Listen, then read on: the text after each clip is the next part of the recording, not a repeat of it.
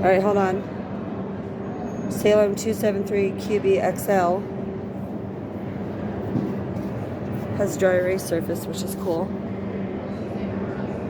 Some front storage, which isn't too bad.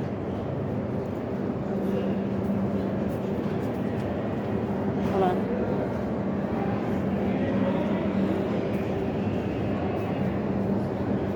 And it does have an outdoor kitchen. It is not under the awning, so you have to take that into consideration. But it's only 6,000 pounds, which is nice. 6,028 pounds. So we'll come up here. Place for a TV, similar to the other one. Nice big couch. U-shaped dinette, so that is all doable. What's back there? Is that the bunk room? That's the bunk room. Multi-bunk room.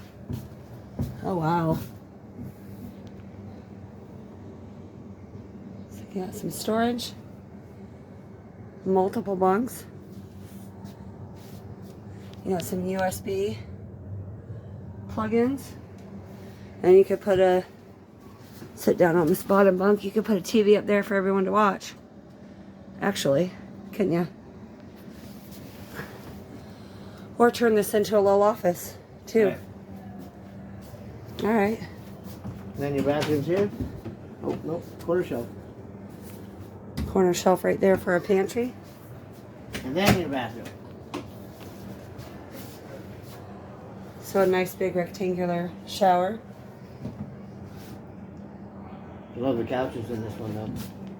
Toilet is a little bit cramped, but not too bad.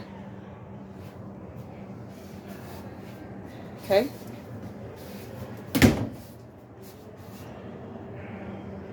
Got some nice windows over there. That'd be the campsite, right? Oh no, this would be the campsite. So not a lot of coverage over there. And then bedroom's back here. All right, another king size.